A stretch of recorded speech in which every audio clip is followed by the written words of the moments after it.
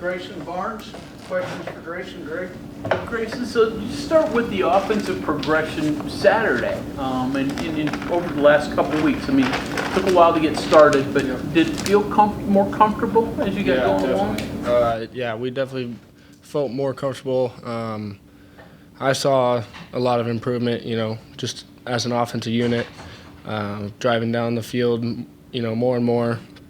I think getting more comfortable playing together, and just kind of playing as a team and having fun. Like Coach Rod's message last week is just, we're playing a game still. Just go have fun, play together, and Impressed you about what Scotty did last week?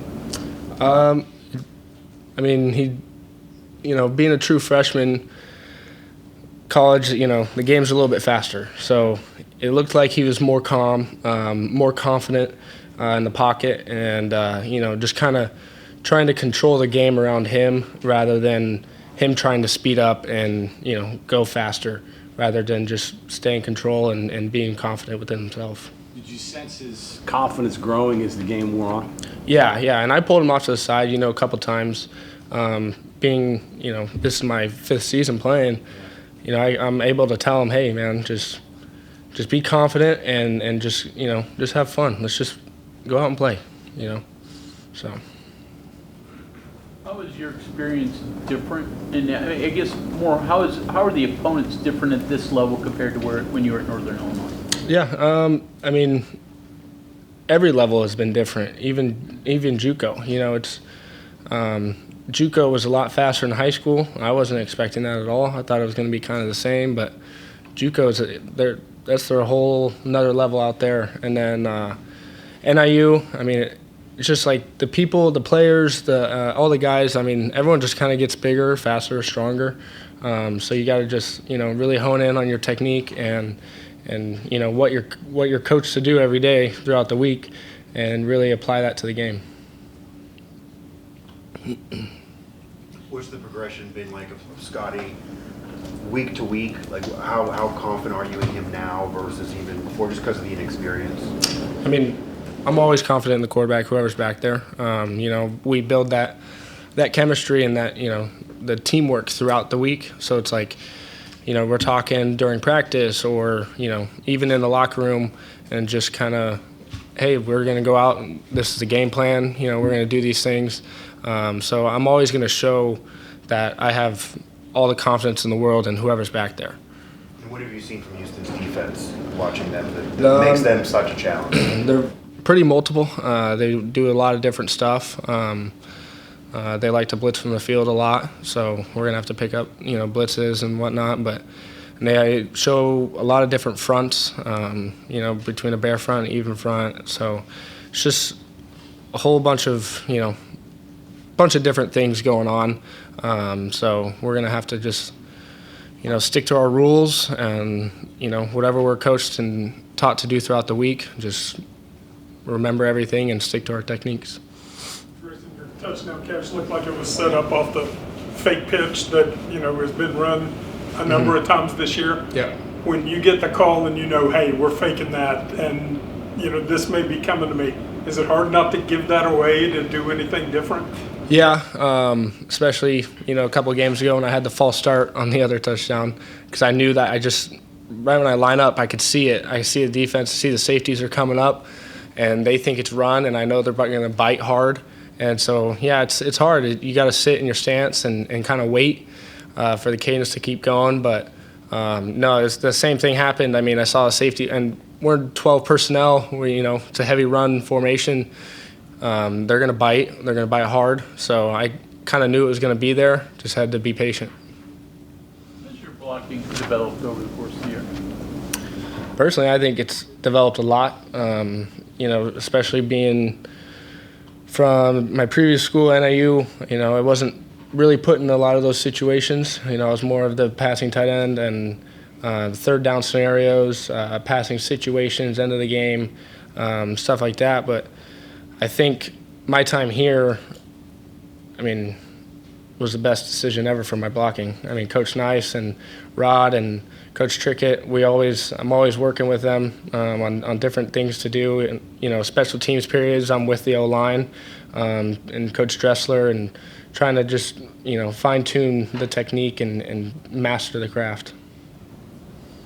How do you stay positive, being an older player, you know, in a season's not going the way you want it to? Just always moving on and looking at the next game. You know, I love Coach Rod's 24-hour rule. Sundays we come in, watch the film, do a walkthrough correction, and then after that, 24 hours, hey, we're moving on. Let's, you know, start preparing for the next game and the next team. And it's just, you know, kind of keep going. And I think what definitely helps a lot is Coach Rod's message, especially last week. You know, we're just playing a game, and yeah, we're at probably almost the highest level, especially college football. It's just a game, and we just got to go out and play and have fun.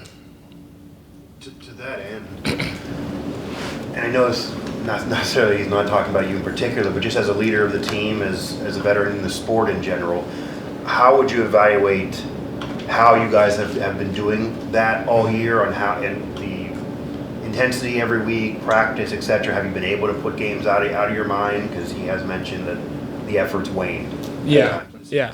I mean, with that 24-hour rule, it's kind of easy to forget about it and move on, especially, you know, how much film we watch for the next guys and the next opponent, and you know, just keep talking about them and the next team and the next team. And during practice, you know, we build a good game plan, and, you know, we always have those positive talks with, you know, Coach Rod brings up the team at the end. He always has a really good message every week, and that's kind of, especially today, you know, Tuesday practice, get the week started. He always has a really good message after practice. Grayson, you mentioned twice going out. It's just a game and playing for fun. Mm-hmm. But you're getting paid now. Is it harder to do that now that all the guys are getting paid? Not to me. I mean, I've been playing tackle football since I was 6 years old, and I mean, almost every time around on the field, I almost get tears in my eyes. You know, that money can't do that to you. It's the game. It's the sport. It's what I fell in love with. Use the money for fun after the game. Right, exactly. You mentioned improving your blocking as one of your targets here. At your size, what is the most important thing for you to do to improve and have success in blocking? Just, you know, like I mentioned earlier, mastering the techniques, you know, keeping my hands inside, keeping my feet going.